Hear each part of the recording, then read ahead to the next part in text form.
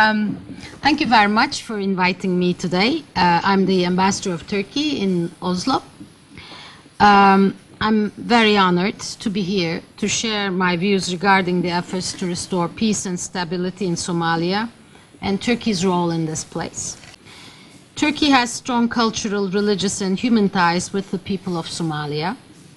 The fact that we share a common history of more than 3 centuries, stretching back to the Ottoman times, and cultural affinity and traditions that the two nations share, provide a strong basis for the bonds of friendship between Turkish and Somali peoples, and contribute to the development of a mutual empathy on both sides for the suffering of each other.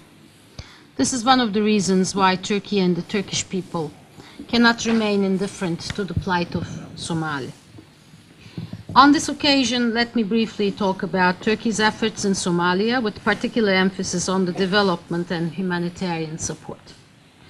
Our Somalia policy is based on a strategy that includes a holistic approach, in which we envisage breaking the isolation of the Somalis and promoting awareness raising, extending humanitarian assistance, carrying out development and infrastructure projects, support for the political reconciliation and the political process, like democratization, establishment of rule of law, etc., and making contributions to the capacity building in the security military areas. Particularly of interest for us is fight against piracy of the Somalia coast. As first part of the strategy, as an awareness-raising effort for the situation in the country, the Turkish Prime Minister, Mr. Erdogan, visited the country last August. His visit was a milestone in drawing the world's attention to this crisis. In fact, during the past 20 years, I think Prime Minister Erdogan was the first Western Prime Minister leader who visited Somalia. Our aim was to break the psychological barrier of the international community concerning your country. As a further step in this direction, we have reopened our embassy in Mogadishu. It's one of the few embassies other than the neighboring countries that was opened in Mogadishu in last year. And the Turkish Airlines started direct flights between Istanbul and Mogadishu, which gives the people of Somalia an exit from through Istanbul up to Washington and Vancouver, up to Japan. So it's a good outlet, and also it will help traveling back by the diaspora back home through Turkey. We have opened a private school also in Mogadishu last year, and we are providing public and private scholarships for Somali students, and there are now currently 1,500 Somali students studying in Turkey. Another aspect of the interest is increased humanitarian assistance. This is the second part of our strategy. We aim at eradicating completely the famine and make sure that this doesn't happen again, and to try to make sure that the displacement of Somalis within the country is brought to an end due to famine and food shortages. We launched a huge national campaign to help the Somalis affected by the drought and famine last July, and succeeded in collecting, through private donations, $300 million in Turkey.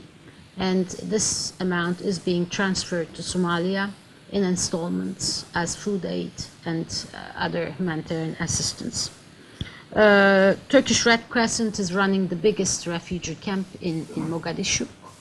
And we are working with the government, Turkish NGOs, and the UN agencies. Our third part of our strategy is the reconstruction of infrastructure and development assistance. We have embarked on a comprehensive work program. I would not like to go into details of each and every project here, but they are mainly focused on helping to return to normal life, starting up utilities and basic services for the people in urban areas. Furthermore, the work for several other near-term projects is already underway. Among these projects, the establishment of a factory by the Istanbul Metropolitan Municipality for producing necessary materials and supplies for the building industry is worth mentioning. We are committed to implementing these development projects in close cooperation with the people of Somalia and the international community. Seeing the need for a mechanism on the ground to deliver aid, to carry out projects, and providing training for the local authorities and people, Turkey has started work to establish 2 regional development offices, one in Galmudug and the other one is in Puntland region.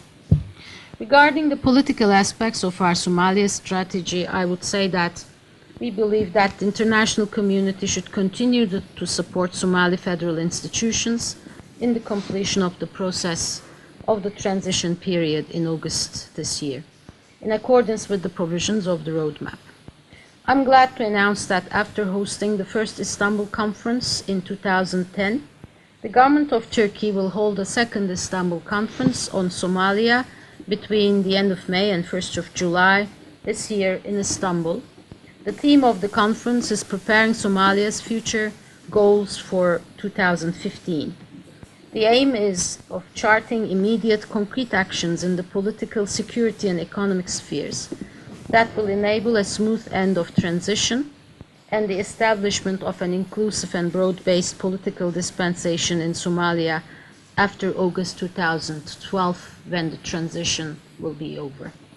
The conference will also seek to build consensus on a long-term approach to state building and economic development, including the evolution of an enabling environment for private investment in the post-transition period. We feel that this aspect of utmost importance for the future of Somalia.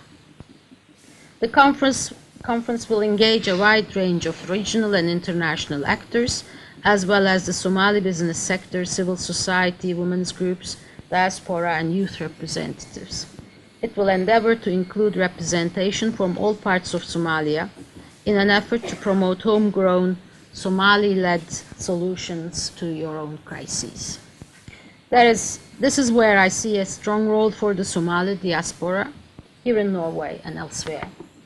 Diaspora should be active to be closely involved with the international effort, be it for awareness raising, channeling aid, economic interests, or attracting investments to Somalia, or helping the local political process display a united front to start on a road of peace, security, and stability.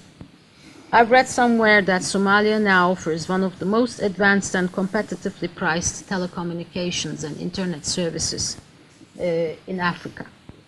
And you have a most ingenious financial transfer mechanism in place, despite all the odds of international problems. Why not extend these successes to other sectors like services, agribusiness, oil, gas, minerals? We see no reason for Somalia not to be reborn again as a major hub in Eastern Africa for trade and transit. After all, Somalia has the longest coastline of them all. As members of diaspora, I would like to make an appeal to you. Don't let your children forget where they hail from. Remember the title of one of the most famous Somali writers, Farak's call that says, "Ignorance is the enemy of love." They should learn, and the children should be proud of having descended from a proud people who, until colonialism has put an end to its power to shape its destiny, has enjoyed an ancient culture, sophistication, and tradition of good government and state comparable to its contemporaries elsewhere in the world.